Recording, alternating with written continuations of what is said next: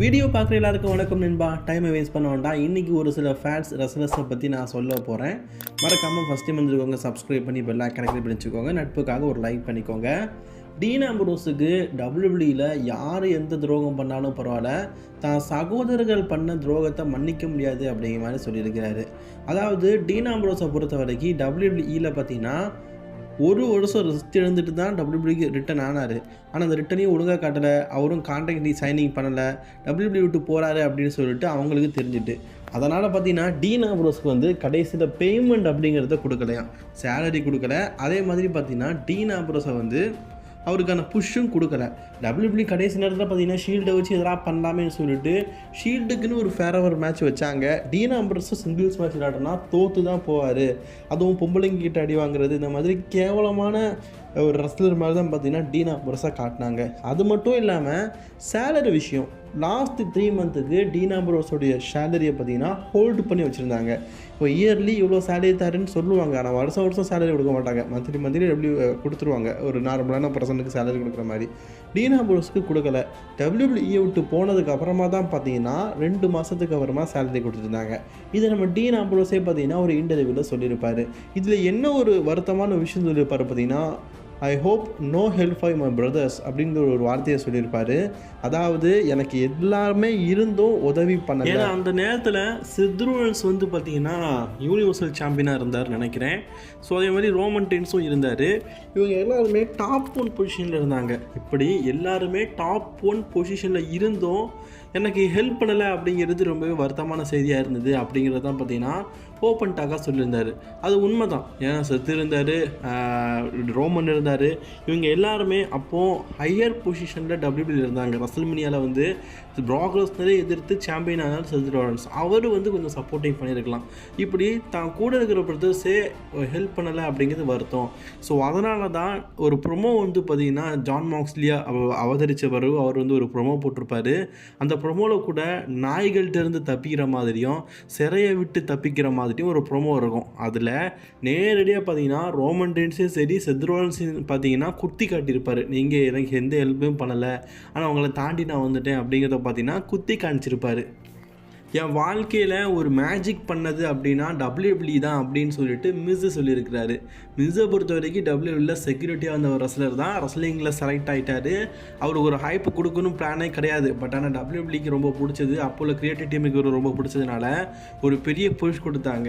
எந்த ஒரு ரெஸ்லருக்கும் கிடைக்காத அளவுக்கு டபிள்யூடபிள்யூக்கு வந்த 3 வருஷத்தில் டபிள்யூடபிள்யூ சாம்பியன்ஷிப்பை வின் பண்ணார், ரெஸ்ல்மேனியா மெயின் ஈவெண்ட் வின் பண்ணார். இப்படி பல விஷயங்களை பார்த்தீங்கன்னா தொடர்ந்து மிஸ்ஸுக்கு கிடச்சிது. மிஸ்ஸை பொறுத்த வரைக்கும் இப்போ கூட உங்களுக்கு வர வாழ்க்கையில் மறக்க மாட்டீங்கன்னா டபிள்யூடபிள்யூ கோல்டன் மூமெண்ட் அப்படின்னு தான் சொல்லுவார்.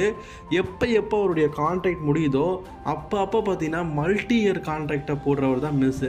எக்காரணத்தை கொண்டும் டபிள்யூடபிள்யூ விட்டு போகக்கூடாது, டபிள்யூடபிள்யூ நமக்கு வாழ்வரிச்ச ஒரு மிகப்பெரிய இடம் அப்படிங்கிறத எல்லா இன்டர்வியூலையும் சொல்லுவார். அவர் ஆக்டர் ஆகிறதுக்கும் சரி, ஆங்கர் ஆகிறதுக்கும் சரி, எல்லாத்துக்குமே உதவியாக இருந்தது அப்படின்னு கேட்டிங்கன்னா டபிள்யூடபிள்யூ தான். டபிள்யூடபிள்யூ இல்லைன்னா நான் இல்லை அப்படிங்கிற வார்த்தையை கூட சொல்லியிருக்கிறாரு.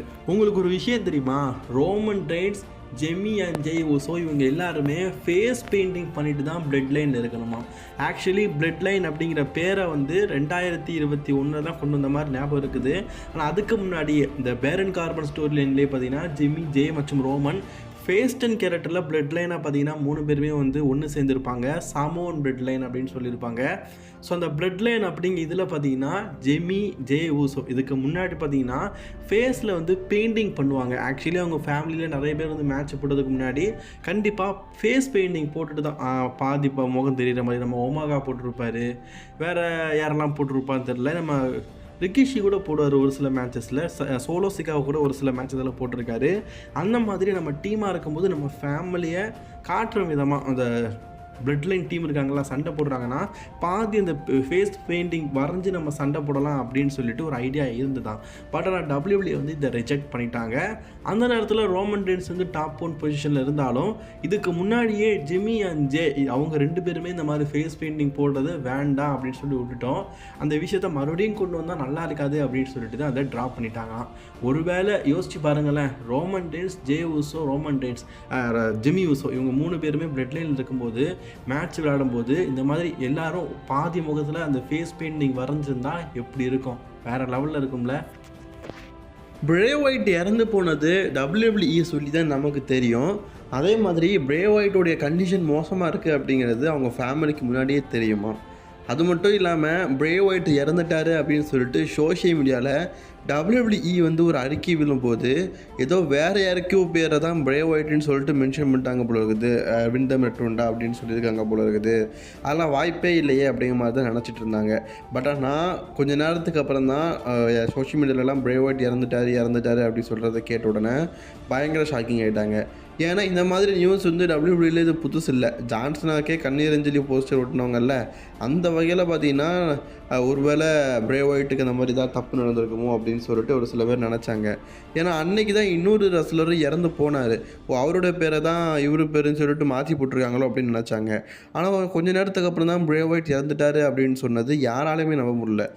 இது நாள் வரைக்கும் கூட சில பேர்கிட்ட பிரே ஒயிட் இறந்துட்டார், அந்த ஃபீல்டு கேரக்டர் கிடையாது, பிரே ஒயிட் கிடையாது, ஃபயர்ஃப்ளை ஃபன் ஹவுஸ் கிடையாது அப்படின்னு சொன்னார்னா, இல்லை அது கண்டிப்பாக ஒரு நாள் வரும் அப்படிங்கிற எண்ணம் எனக்கு இருக்குது அப்படின்னு சொல்லிட்டு சில பேர் பார்த்தீங்கன்னா மனசில் நினச்சிட்டு இருப்பாங்க. அந்த அளவுக்கு பிரே ஒயிட்டோட கேரக்டரும் சரி, பிரே ஒயிட்டும் சரி நம்மளுடைய மனசில் ஆழமாக இருக்காரு அப்படிங்கிறது தான் ஒரு உண்மையான விஷயம். பிரே ஒயிட் இல்லை அப்படிங்கிறத சில பேர் ஏற்றுக்கிட்டாலும் இது நாள் வரைக்கும் பிரே ஒயிட் இறக்கலை, அவர் இருக்கிறாரு அப்படின்னு சொல்லிட்டு ரொம்பவே மர்மமாக எல்லாருமே இருக்கிறாங்க. ஆக்சுவலி பிரே ஒயிட் எதுக்காக இருந்தார்? அவருக்கு மாரடைப்பு. ஓவராக பார்த்தீங்கன்னா மது இருந்ததுனாலையும், சோகம் அதிகமாக இறக்குனதுனாலையும், பிபி கண்ட்ரோல் இல்லாமல் இருந்தனாலையும், ஹார்ட் அட்டாக் வந்ததுனால அவரை காப்பாற்ற முடியலை.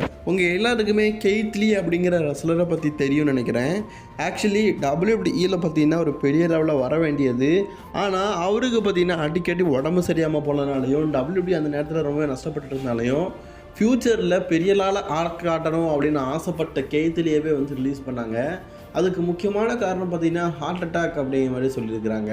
சமோஜா இருக்கட்டும், கெய்த் லீயா இருக்கட்டும், இவங்கெல்லாம் இன்ஜுரி அதிகமாகுது அப்படிங்கிற ஒரே காரணத்துக்காக WWE விரட்டி அடிக்கப்பட்டவங்க அப்படிங்கிறது சில பேருக்கு தெரியும்னு நினைக்கிறேன். ஆனால் இவங்க கொடுத்துருக்கிற ஸ்டேட்மெண்ட் எப்படி பார்த்தா, இது வரைக்கும் நாங்கள் அதர் ரெஸ்லிங் கம்பெனியில் ஏன் WWE NXL சண்டை போடும்போது கூட வரல, மெயின் ராஸ்டரில் தான் சண்டை போடும்போது வந்திருக்கு அப்படின்னா ரெஸ்லர்ஸ் சரியில்லை, எங்கள் ஆப்பரண்ட் சரியில்லை. இப்போ பாருங்கள் எங்களுக்கு இன்ஜுரி ஏற்பட்டுருக்குதா, சம்மவும் சரி கெய்த்லியும் சரி AEW ஒர்க் பண்ணுறாரு.